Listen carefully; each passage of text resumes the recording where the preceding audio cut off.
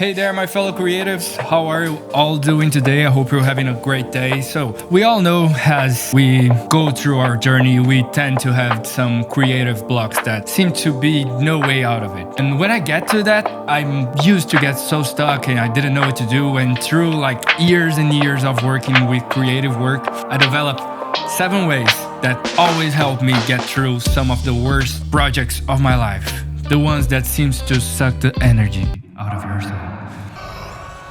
So, worry not, my dear friend, because I have the solution. Nice. To get your creative juices flowing again. Please. Thanks, friend. What? I like juices. Without any further ado, let's get into it. And the first way is the most obvious one, is all over the internet, but as Alex Hermosi says, advanced people don't do the basics. Wait.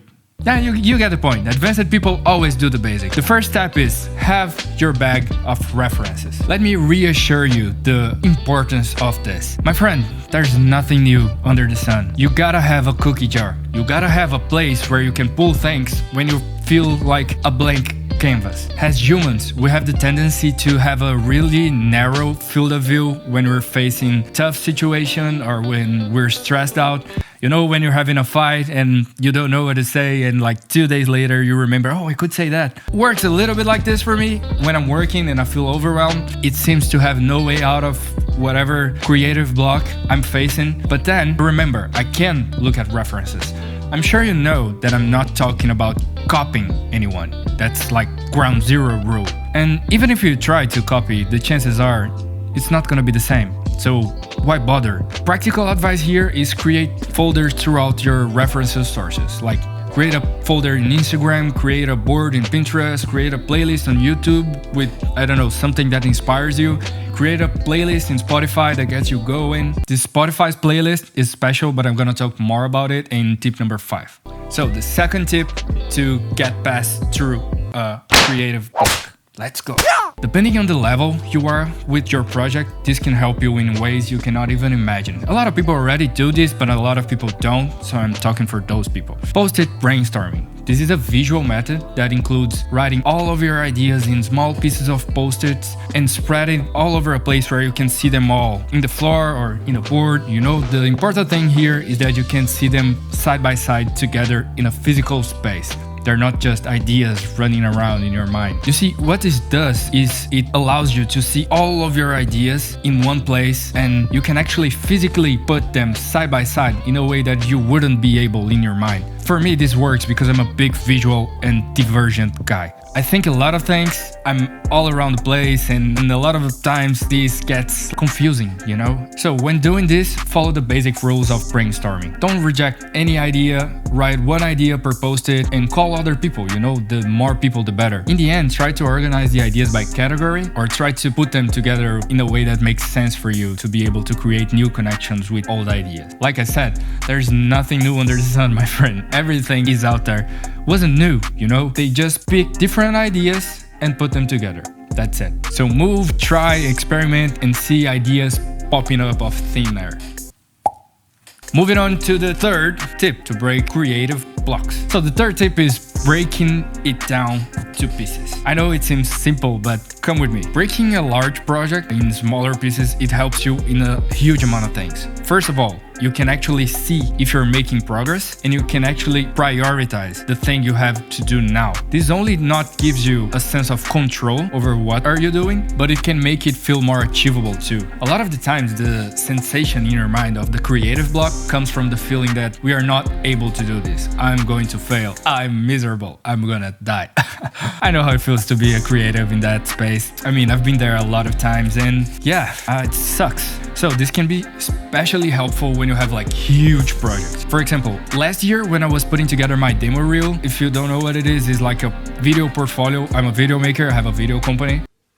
Wow. That it puts together all your best works that you did in this year. And when I was doing that, I have such a variety of different clients that I had. Besides the rules of creating a portfolio that I usually follow, if you want to know more rules about creating a portfolio that is going to suit you, comment below, I can do a video about that. But besides those rules, bruh, I was clueless. How am I going to organize this? It took me so long to actually get to the point that I started, and I only started because I broke it down to pieces. For me, it worked like this. I set apart guidelines that I had to follow in order to get where I wanted to get. And the 4 guidelines were: how do I want it to start? What's gonna be the hook? What's gonna get the attention of people first? Second, what's gonna be the climax? What do I wanna show in the climax? Third, how do I want the end to look like? What's the feeling? And fourth, what are the projects that absolutely cannot be missing in this video? This way, I managed to create like a guideline and a little script for myself that actually got me going, because I was in a blank page. I didn't know what to do, and this actually showed me the way and made me think, what do I want from this video? This also applies when we use the rule number 6 that I'm gonna show you later. Tip number 4. This is gonna be like the tip number 1. You know, we know that we should be doing, but we don't. So just get over it. It's a new year, you know,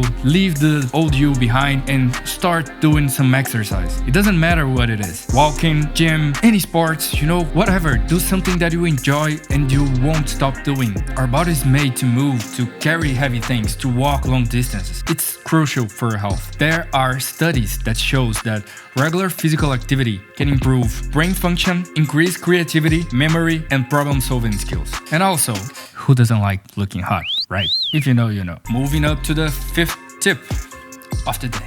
Get yourself ready and set the stage. I got this one from 2 books. One is The Big Magic, Elizabeth Gilbert, and the other one is The War of Art from our beloved Steven Pressfield. Guys, Elizabeth says in the book that you gotta decorate yourself with whatever you want, but you gotta feel good to receive your moves. And Steven Pressfield says that you gotta set the stage. You gotta put up the place. Like, do whatever you gotta do to feel good in order to receive your muse, your creativity when it arrives, you know? Because everybody got those ideas now and then, but when you let them go, they're gonna fade away. They're gonna find another creative person that is willing to actually do them and not sit on them and just wait, just let it go. So this is about preparing yourself and your space to enter and receive the creative realm. I know it sounds a little bit mystical, but follow along. I'm gonna tell you what's my pre-work routine so you can actually get an idea of what am I talking about here. My most creative moment is in the morning, when I just woke up and my mind is fresh. I'm not really worrying about anything. Based on that, I plan my most creative work to happen on the mornings. It starts on the day before, when I fill up a spreadsheet that I have from Visualize Value. They're awesome. You should follow them if you don't. And the spreadsheet shows me like my routine, what I'm set myself up to do, and my little goals and the habits and some things that I want to follow in the next day. The next day I wake up, I put some playlist on Spotify, like I said in the previous step. This playlist is mostly for get my engines going, you know, to actually wake up and feel something, because if I don't play music right away, I tend to take way much more time to actually function. It's important for you to realize what is your most creative time, because it took me a long time to actually get used to wake up in the morning. So for you it may be at night, who knows, but the important thing is set yourself up to start working. Start the right way. After I started my playlist, I open up my iPad because it's quicker to type, and I actually started journaling. I'm gonna talk more about that in the step 7. The journaling part is like a way that I can unload my mind. After that, I actually meditate for a few minutes. I'm trying to implement this habit in my routine. I'm not sure if it's gonna work or what it is that is actually gonna make for me, but like going to the gym, you're not gonna find out the benefits if you try it like twice a month. You gotta do it regularly. Later videos on, I'm gonna tell you how did I feel. Comment below if you would like to see that video. After I've meditate and visualize what I wanted my day to be like, it's straight up do a cup of coffee and sit down to work. Sometimes when I have time, I still wake up early, but instead of like finishing meditating and get straight to work, I actually do some reading, 1 hour of whatever reading inspires me through the morning. For me, when I have to do something that's tough that I'm actually struggling to do, I finish this little routine, do my cup of coffee and sit and work. Moving up to the sixth tip of the day. Turn everything upside down. Remember when I told you that breaking things into pieces can help you in the 6th tip too? Here we are. Turning things upside down, it kind of changes your perspective. As it happens with the references, here the focus is changing the way you're looking at things. I'm gonna use my example again so you can maybe apply it to yours. When I am editing a video, I tend to split the story of the video in 5 parts. First, the beginning, like the hooks and people understanding where they are. After that is the contextualization. Next part is the climax. After that, development, and after that, the closing. This gets tough, and when it gets, the thing that I do is I invert the order. I don't always edit in chronological order. I can jump from the beginning to the development. If you know what you're showing in development, like after the climax, you know what things you should show in the contextualization. Inverting the order, it kind of gives you the possibility of changing the perspective, and therefore you get new ideas and break the creative block you're going through. But okay, how do I, in whatever creative field that I am, can use this tactic? So let's take it, for example, design, a flyer. Gather the information you have around this project, like the briefing and the details. What feeling does it have to pass? What informations cannot be missing on this? Put that all together. When I do designs, I used to like to craft the whole idea before I started. But when I realized that if I just drew things at the canvas and actually did the other way around, it worked so much better. Don't always do the thing in the obvious way. Put it upside down and try new ways of approaching it. 7th tip of the video. Vomit your mind on paper. What does that mean? You remember when I talked about my pre-work routine that I actually journal? I've tried to journal a lot of times in my life. I never did really stuck with it. To be honest, when I saw it the first time, I actually thought it was a little girly. I was young, so it didn't really catch me. But years after that, I read a book, the same book that I talked earlier, The Big Magic. And I read in this book a concept that it's called the morning pages. When you wake up and you just vomit whatever is on your mind in the paper. I actually use the iPad because it's so much faster to write.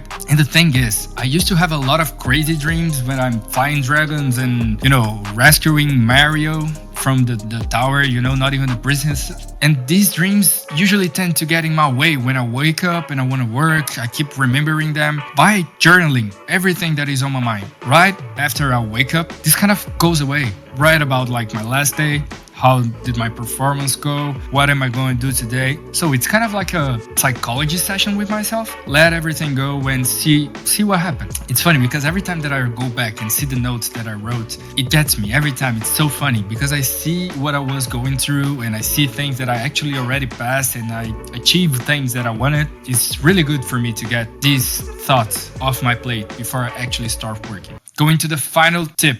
The bonus tip, the thing that I wanted to say the most, and I think is the most useful one for us creatives, is detachment from outcome. What is this? You gotta let go of the idea in your head that what you're gonna do, it's gonna be perfect. Because chances are, it's not. Not for you, a lot of times not for your client. Going through the process of creating a project with a client, with this idea on your mind that you're gonna do something perfect, it's gonna get in your way for sure. This got in my way so many times throughout my work life because I was such a perfectionist. Even this YouTube channel, it took me so long to just do it because I wanted to do it perfectly, because I thought about what other people are gonna think. In the moment you just admit and realize that it's not gonna be perfect, it's not gonna be exactly the way you want, and it's okay. It's more important to actually create something than not doing anything at all. I'm not telling you to do shitty things or to completely let go of your art.